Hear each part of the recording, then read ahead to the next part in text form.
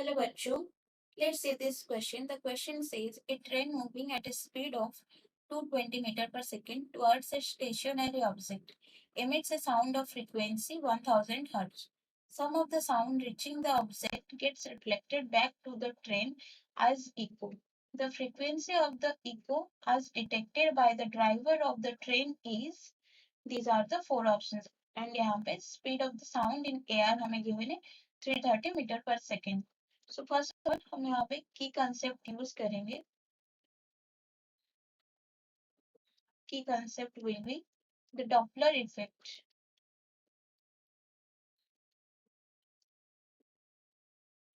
Doppler effect क्या है? This is the change in the observed frequency of a wave when the source and the observer moves relative to the medium. तो Doppler effect के हिसाब से जो frequency हो जाएगा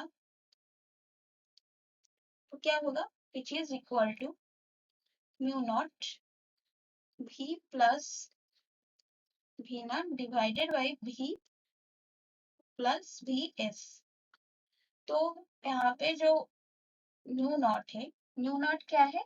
this is the relative, this is the source frequency and ये जो observe frequency है, this is mu, this is the observe frequency and speed of the sound through medium is v and speed of the observer relative to the medium is v naught and vs क्या है? This is the source velocity और source speed relative to the medium. तो question में हमें क्या given है?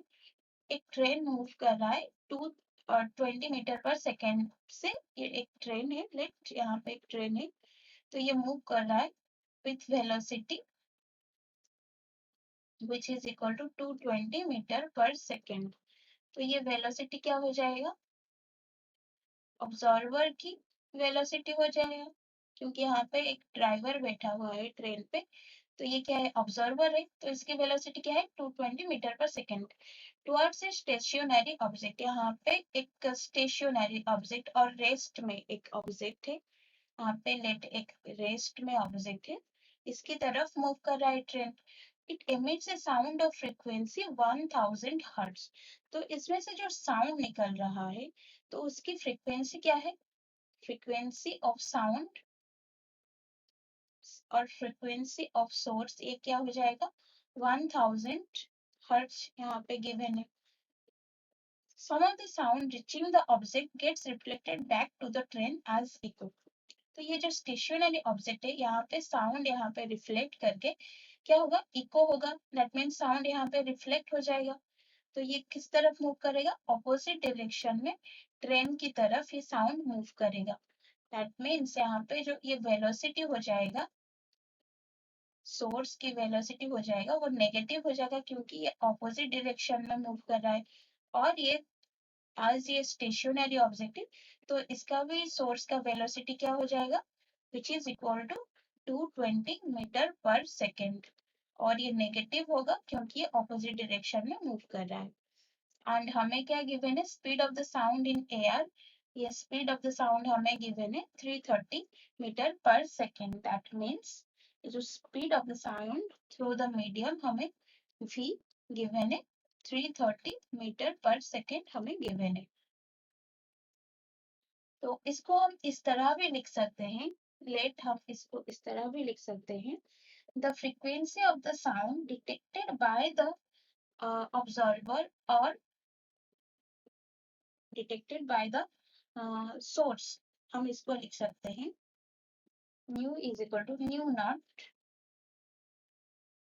We by v minus v s. इसको इस तरह लिख सकते हैं. ये इक्वेशन 1 है. और क्या हो जाएगा? Then frequency of the echo as detected by the train. तो जब इको हो रहा है तो ट्रेन में जो ऑब्जर्वर बैठा है, ड्राइवर बैठा है, उसके हिसाब से जो फ्रीक्वेंसी हो जाएगा वो क्या होगा? Nu prime is equal to nu not, ये हो जाएगा v plus v not divided by v. ये इक्वेशन 2 है. तो यहाँ पे सॉरी ये v हो जाएगा. तो यहाँ न्यू की जगह हम ये वैल्यू पुट करेंगे तो क्या हो जाएगा, न्यू की जगह ये पुट करेंगे तो ये क्या हो जाएगा, nu naught v by v minus v s into v plus v naught by v which is equal to, ये न्यू प्राइम हो जाएगा v nu naught v plus v not divided by v minus v s. तो यही है Doppler's effect, formula for the Doppler's effect. ये हमारा formula आ गया and this is the frequency of the observer. So हम यहाँ पे जो गिवन वैल्यूज है हम पुट करेंगे।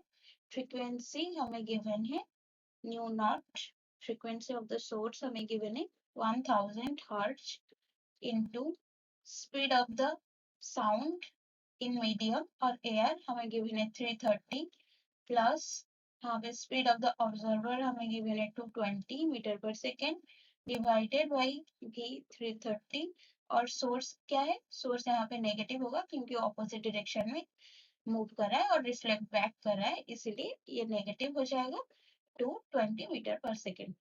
तो ये टोटल हो जाएगा इसका answer 1000 into 550 divided by 110 which is equal to 5000 hertz। तो जो हमारा जो यहाँ पे the frequency of the echo as detected by the driver in the train, driver of the train is option 3, 5000 hertz is the correct answer. Hope you understand it well. Best of luck.